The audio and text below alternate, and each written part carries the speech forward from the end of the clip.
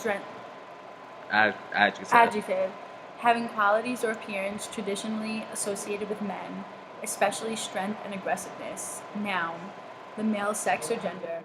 Masculinity is look like a man, think like a man, act like a man. So if you think of this is maybe stereotyping a little, but if you think of what we consider men to be, the thought, are you talking about physical appearance or anything? I'm just talking about whatever you in feel. general? Just talk.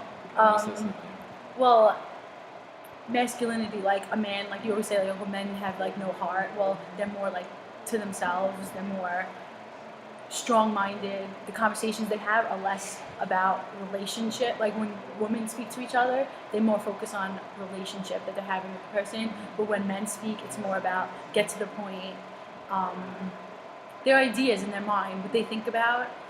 Relationship is not important to them. It's more like I think real masculinity is someone who goes to work every day and takes care of their family and puts their family ahead of themselves. If he needs to work 2 jobs because one job doesn't get it done, he works 2 jobs.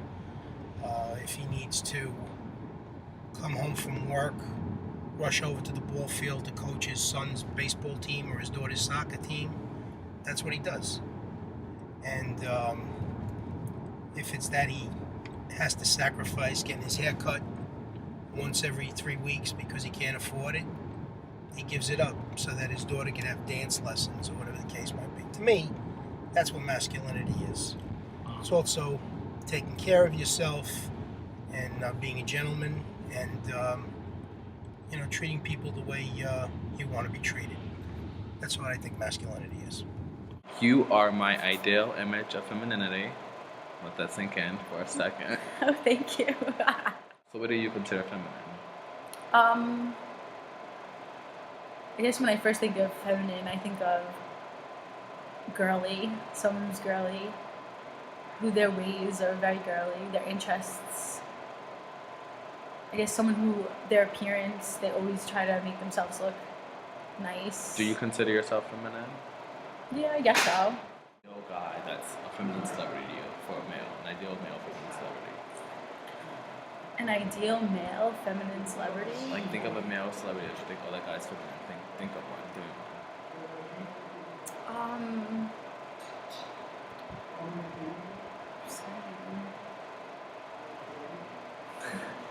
It's hard. What about an ideal masculine celebrity?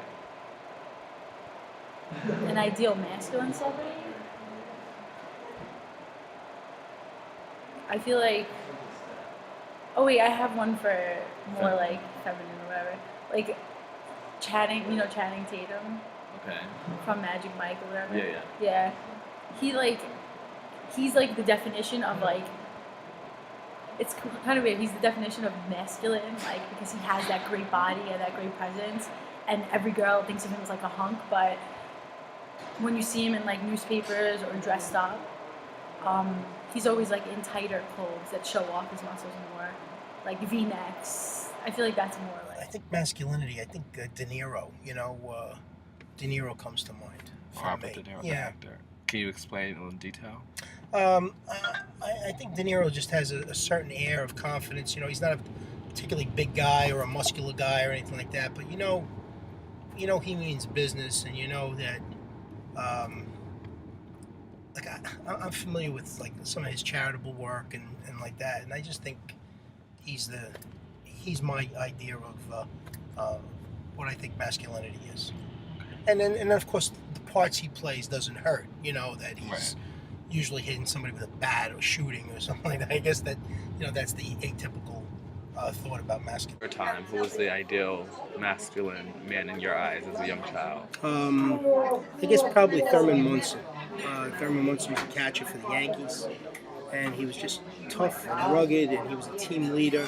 And they used to see pictures of him. I remember there was this one picture of him they used to show all the time, and he's got his catcher's mitt. It's like in 1969, so I'm 12. And he's got his catcher's mitt, and in the catcher's mitt he has his daughter.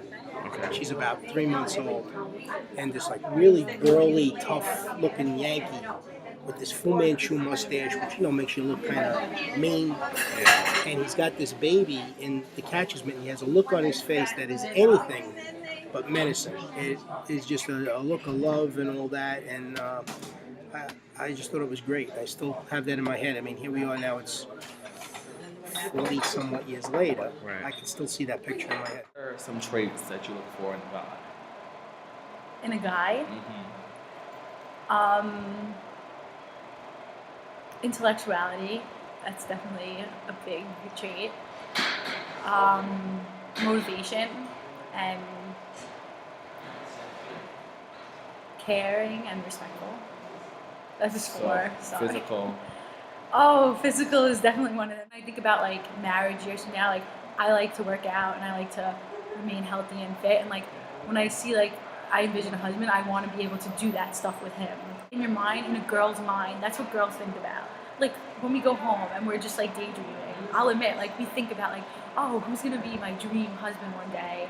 When am I ever gonna find like the right guy? Like we think about it. I don't know how many 55-year-old outfielders do you know? I still play ball.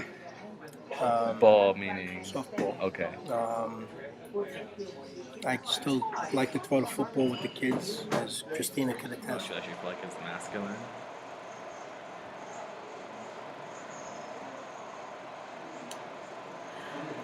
I'm not like, not really, but I'm not like kind of like prissy of a girl. Like I'm not afraid to like get my hands dirty or do something that like overextends my strengths. Like that's like I said, sometimes like when you want to do something, when you want to succeed at something, especially something physical, like I'll try it because I wanna be just as good as like a guy doing.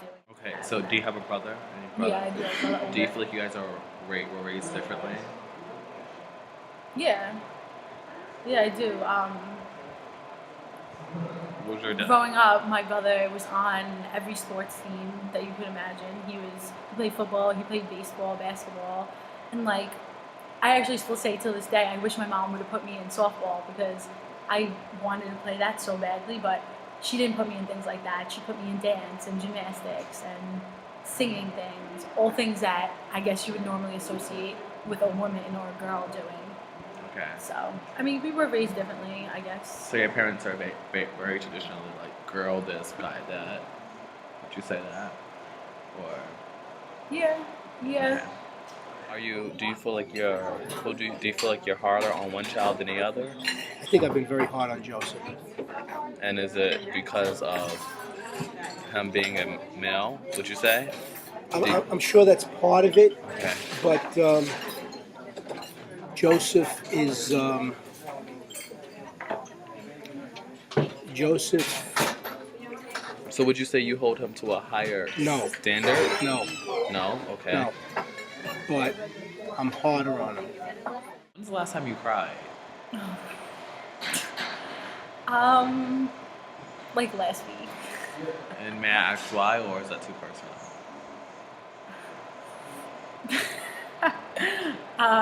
Should I know? It was over boy reason. Let's just say that. So Gotcha. I'll admit that. I mean, when isn't it over boy reason? When is the last time you cried? Last night. Do you mind sharing why, or is it personal? Because nobody sang happy birthday to me.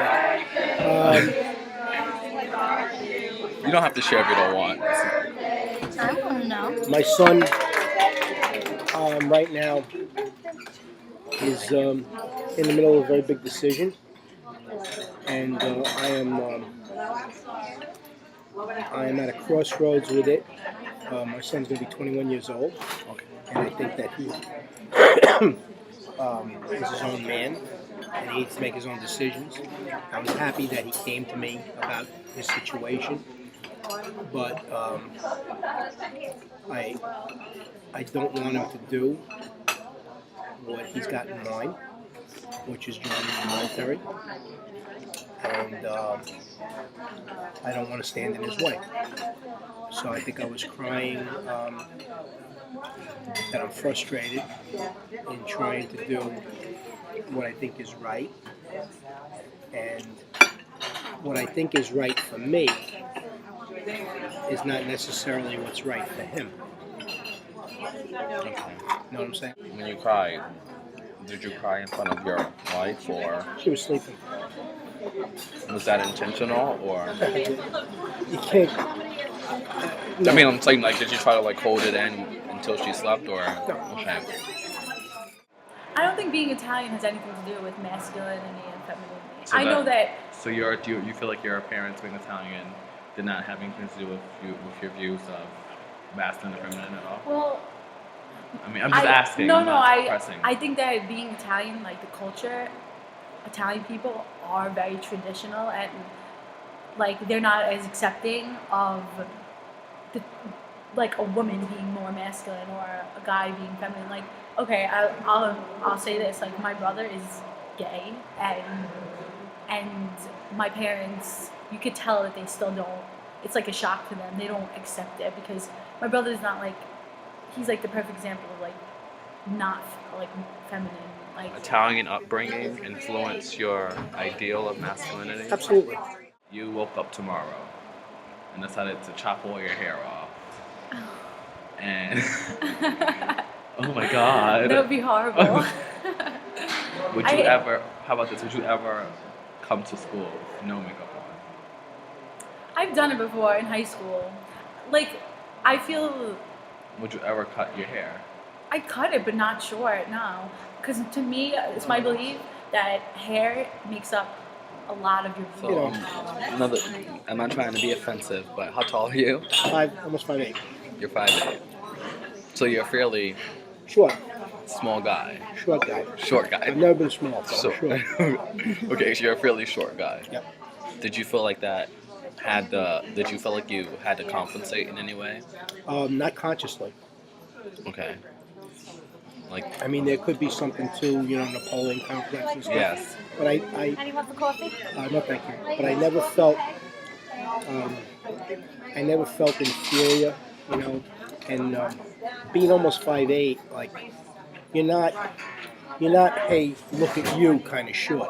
You do that makes you feel feminine with that. My emotion. Like, I'm a very emotional person, and I overthink things in my head, things that shouldn't be that important to me. I just overthink them, and I think with my heart, I feel, and that's like a big difference between a man and a woman. That's my opinion, but I feel like that's the times where I feel most feminine, when I'm so emotional about things, and So I is tend there, to overthink is there things. anything masculine? You felt most masculine in your 9/11. Can you explain? I don't know if you realize I'm a retired New York State Police lieutenant. So I've been in some tough spots over the years, but 9/11, I was retired for 10 years. And when I got home that morning from getting my children out of school, because the first thing I did after the attack was to go get my kids because I wanted my kids with me, I got a call from headquarters, from the police department. They were calling in all of the retirees. And, it kind of all jumbles together, but the next thing I remember is I was on a bus on my way to Ground Zero, and I really didn't think of anything else, but I wanted to be there to be part of the rescue effort. And my kids were crying, my wife was crying, but I felt that they were safe, and I wanted to go do my. I grew up in Gravesend, Coney Island section of Brooklyn. And you had to learn how to fight real young, because everybody fought over everything. And I was pretty good at it. No, I wasn't in a fraternity. I wasn't a Greek. Okay. I was in an independent group. We were called Our Gang. And we used to beat all the fraternities and everything. Okay. One of the members of our fraternity was our current district attorney here in Staten Island. Okay. And